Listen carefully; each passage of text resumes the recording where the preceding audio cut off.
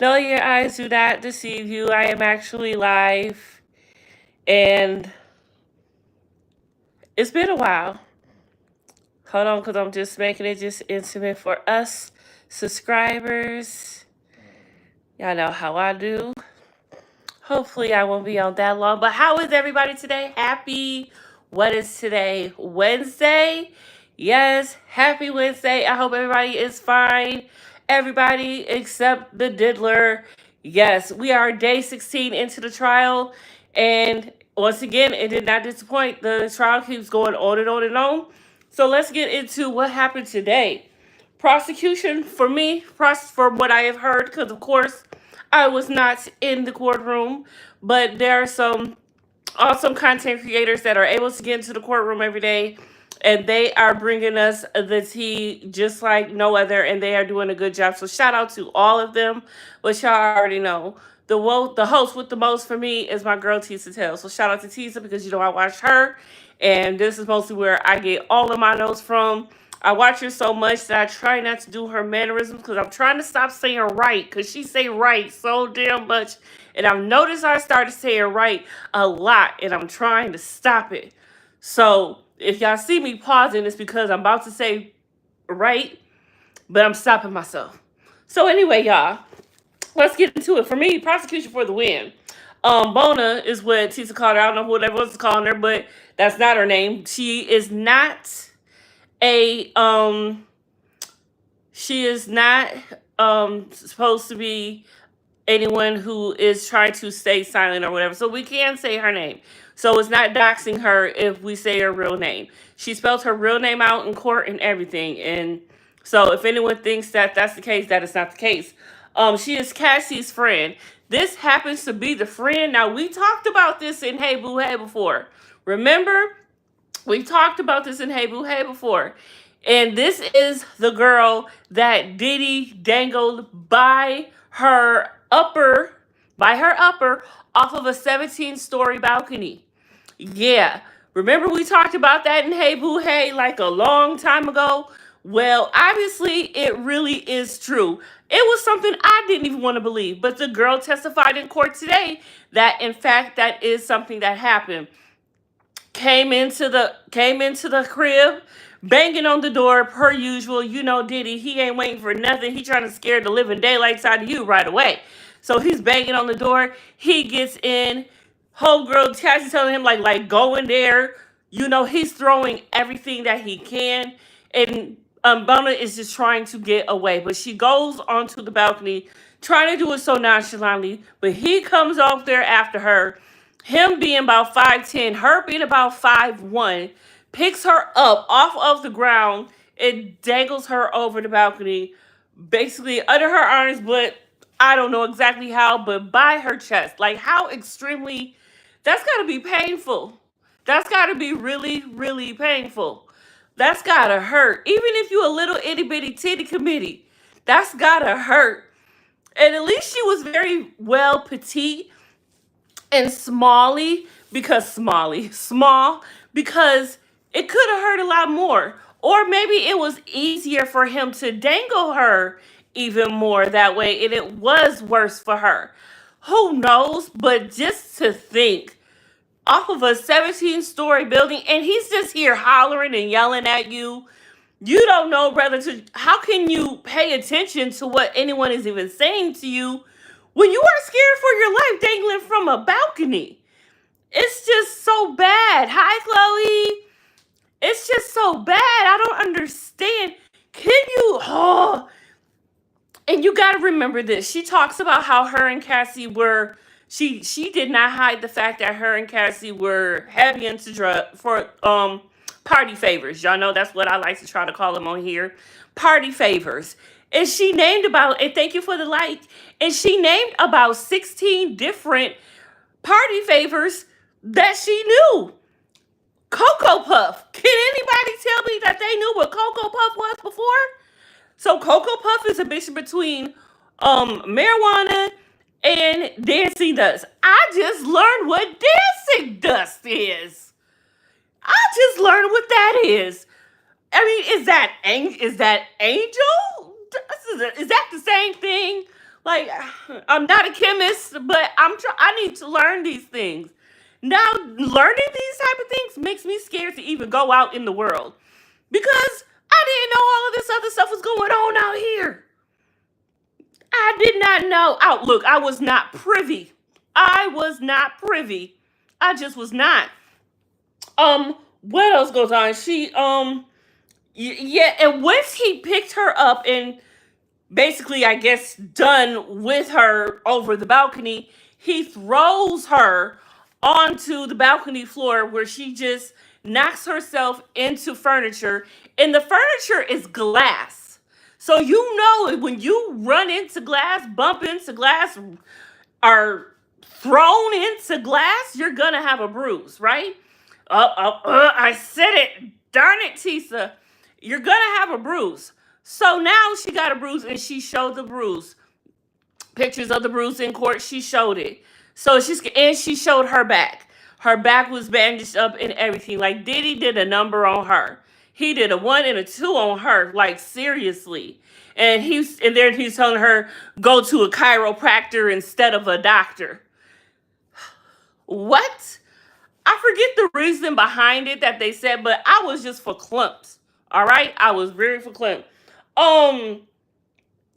And she talks about the fact that how she never liked Diddy. She didn't meet Diddy until a year after she knew Cassie, or at least knew she was dating him, because she would see the texts and everything and hear her on the phone calls and knew that Diddy was an a-hole. So yeah, why would you want to meet someone who's an a-hole? You don't want to be around that energy.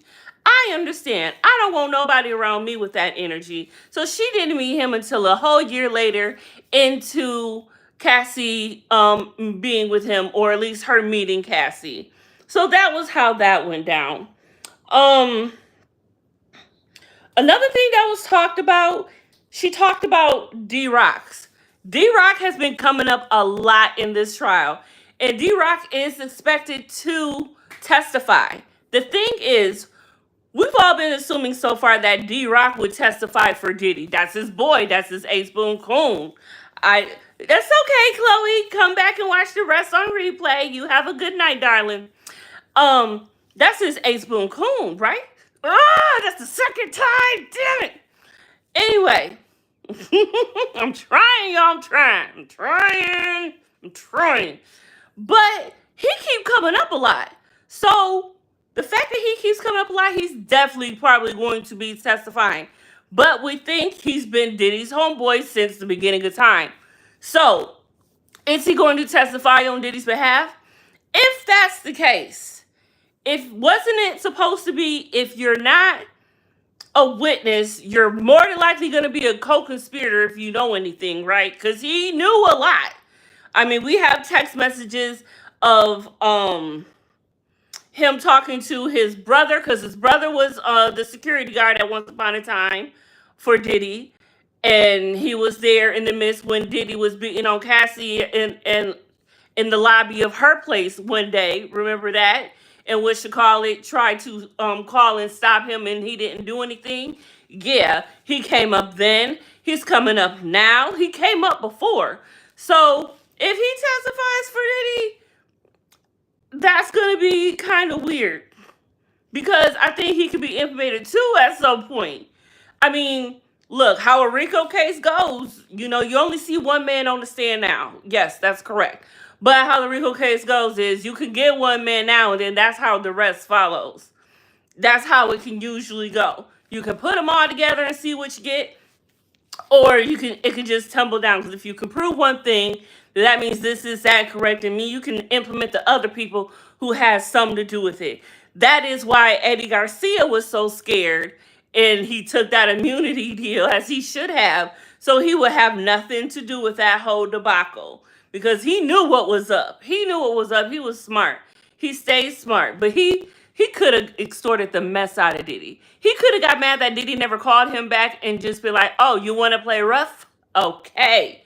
You want to play rough. We can do something. But he didn't do that. And now look at him.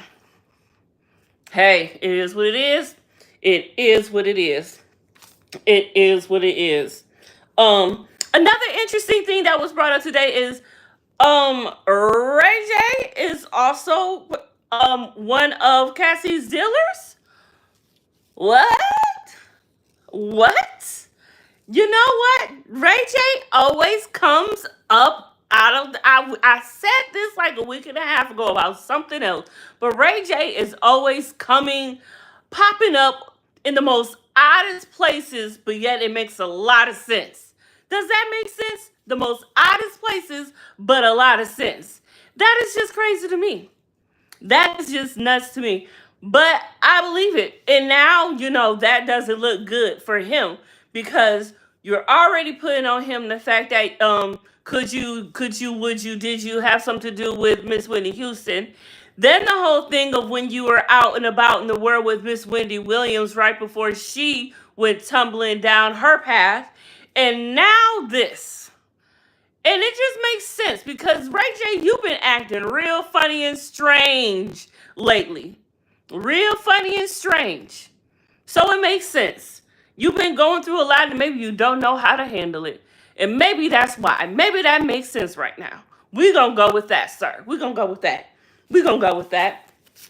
Okay, so today I was trying to multitask, which I don't often do because I'm not good at it. And I actually was not good at it today either. So my notes sound like I had about at least half of all the party favors that that Bona and Cassie had. But I'm gonna just read y'all my notes and I'm gonna tell you where I got it from and try to stick it into the story that I've told you. So I've given you the blueprint of the story, right? So now these are probably some details that I forgot. And I'm going to read them off. And I'm going to tell you where they stuck into the story and all that good stuff. Because some of this stuff sometimes I don't even remember why I wrote it and what it got to do with it. I just be writing because I be trying to write fast. I wish I knew how to write shorthand. I know that's a class that you can take. But who is trying to pay for that? You know what? That's probably not even a class anymore. With education and no money for education, they probably done away with that. Nice school. We probably ain't going to have none of that now. Oh, goodness. The Department of Education is just going down. Anyway, okay. So, Bona, Cassie's friend. Oh, also, who testified was Frank Piazza. He is a videographer, forensic specialist type of person. And the whole entire day was really about time. It's like they spent so much time on the time for what reason, I don't know. And I'm talking about cross-examination. Because they're going off of the time of the video. The video of Cassie and Diddy from CNN. Yeah. So that whole video played at least about 20 times today in the courtroom. While they were talking about it, going through whatever, talking about the time. They were trying to make a big deal about the time not being correct on the camera. They were trying to make a big deal out of it saying, oh, well, someone altered it, did all of this other stuff. No, but they were enhanced. They were enhanced by Diddy for whatever reason to either block out a sound or make a sound more amplified. Whichever one he did, we don't know. But there were about 10 videos found on Cassie's phone. They said there were only 3, but there were 10 on Cassie's phone. And they were enhanced. Enhanced for whatever effect Diddy wanted to. And they were trying, but that was already done the way that it was. So they were trying to say that this was going on with the timing once again. I didn't understand all of that, but the timing was a big thing for them with the whole video thing. So just know that. Don't want to spend too much time on that. It was about timing on the video, okay?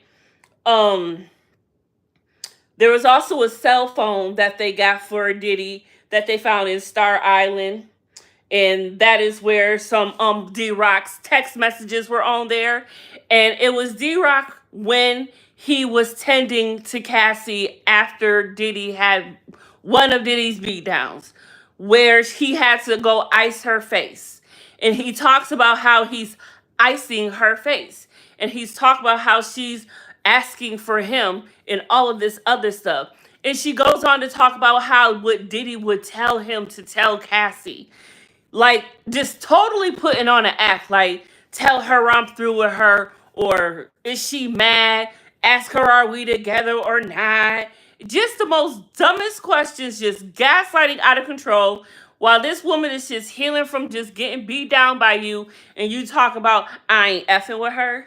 Like, dude, who do you think you are? Like, seriously, who do you think you are? You are some kind of special, honey. You really, really are. Diddy is who? I never would have thought watching this man on Making the Band, making us laugh, all of this other type of stuff, giving us good music. Well, giving us people around him that were giving us good music, because he kept a lot of people around him who knew what they were doing that he could just take the credit for. But he gave us good TV. He gave us good music. He gave us Dandy Kane. He gave us Day 26. He gave us some bops. He did what he did. Yeah, but sir, like, who are you at the end of the day? I just don't understand. But Frank Piazza made it perfectly clear, like, this is why the tape looks like this and that. Nothing was altered besides Diddy enhancing it to do what he did. Everything looks the way it does because of this. It was a 3-angle camera. And so this is why it looks the way it does this way. And it's just that the jury just kept seeing the video over and over and over. Now, seeing that video could have went two different ways. It could have desensitized them at some point. Like, after you see it so much, you go through something so much, or you've seen a scary movie so much it doesn't even scare you anymore. You see a scary video or a disgusting video or a traumatizing video, and then at some point it's like, oh, yeah.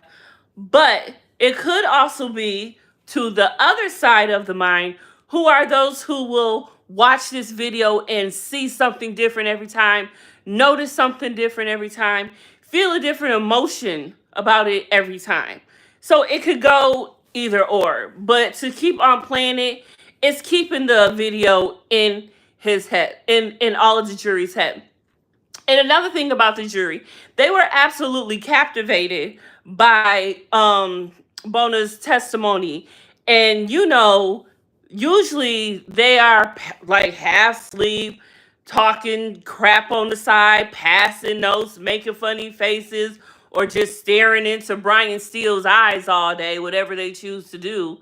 But but they say that the jury was actually looking and captivated by her testimony.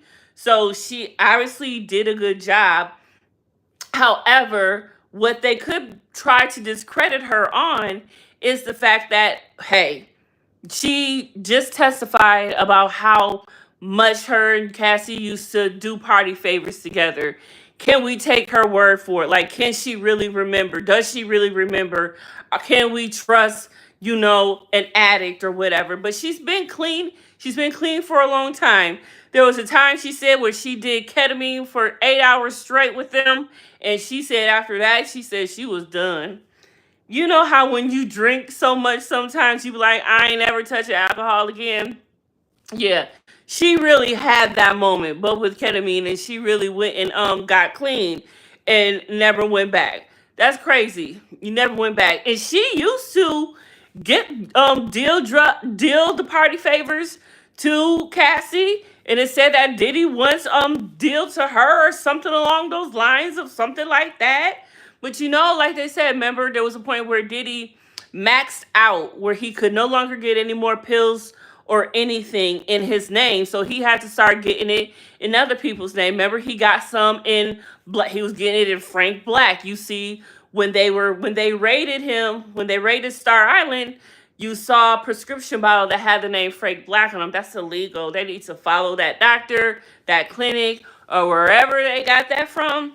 Somebody's in trouble there. And also, remember, Capricorn Clark had testified that she was going to get pills for him. So they were going in her name. So, yeah, it makes a lot of sense that that's where all that could have come from. So a lot of the things that Bona said today corroborated Cassie's story, Capricorn's story, even Deontay Nash's story. All of them had a similar vibe of how they were petrified, basically, of Diddy, And they all felt like they could not leave. They could not do anything. They could not do, they couldn't be happy or have a good time. They were so scared, but yet they worked for him because still at the end of the day, when are you getting paid that good? Diddy paid good because he knew he was an asshole. You got to pay good in order for people to not leave you. It's kind of like paying people to be around you. But that's basically what the job was. These people had to be around him. So he paid them for that, for the job that they did. But I'm sure, he paid a little extra because, working for me is an asshole. And to think if you were the winner, whoever was the one who won, I want to work for Diddy. I know she's like, oh my God, I lost. I lost. And the first person who had to leave was, in fact, the winner. Or the people who tried to get on the show and never even got on was, in fact, the winner. Like, you don't even want to be in Diddy's presence. You don't even want his energy around you. Like, that's just... But it had to have been fun at some point. But then it's like, oh, this is what this is. Like, I can't mess around with it. You get to a point, when you're into something new and it's refreshing and you feel like you made it and all of that stuff. So, yeah, for a minute, you are blinded by the lights. But them shits get dim and them shits can just go off, And that seems to have happened to every single one of these people that are testifying, that have been testifying these past 4 weeks. And everything is going so smooth. The prosecution is still saying that, yeah, Yana, we think we may be wrapping this up very, very soon. Sooner than we expected, at least a week early. So if D-Rock, we'll see where everybody lands because we want to know if Lauren London is going to testify for Diddy or for the prosecution. Wondering what D-Rock about to do. And we just want to see if Farnsworth Bentley gonna show up. I honestly don't think he is. I mean, I know he is the one, but I hope he at least speaks out after everything is all said and done. I need that. You know what I'm saying? I need that. I need everybody to speak out and tell the truth after Diddy is done. It's just so funny because I guess if you could just think about all of the celebrities that are being quiet right now, that should say a lot. Or all the celebrities who are trying to be busy doing other things right now, that should say a lot. But what else happened? It seemed like everyone who worked for Diddy and who had to handle Cassie weren't ever allowed to tell her the truth. Diddy would always fabricate and make up things for them to tell her. So when it goes to saying, oh, you told Cassie this, you told Cassie that, well, some of these things Diddy made them tell her. I don't understand what was the fixation over Cassie like this. I'm really trying to understand this. It's insane. Like, you couldn't let the woman breathe. She couldn't work. She couldn't have a career. She couldn't have friends. She barely saw her parents. Like, dude, you just sucked the life out of her. You're just an asshole. But yeah, that is basically how everything went down today. Bona gave a lot, and she's going to be back on the stand tomorrow. And also, victim number 2 is going to be on the stand. This whole time I was thinking Mia was victim number 2. No. Don't be silly. Victim number 2 has yet to come, and she's supposed to be coming tomorrow. So we'll get into that. And y'all, I took my LASIK, so I have to use little girl's room. So this is going to be a short live. Thanks for coming and chilling with me. I'll see y'all tomorrow.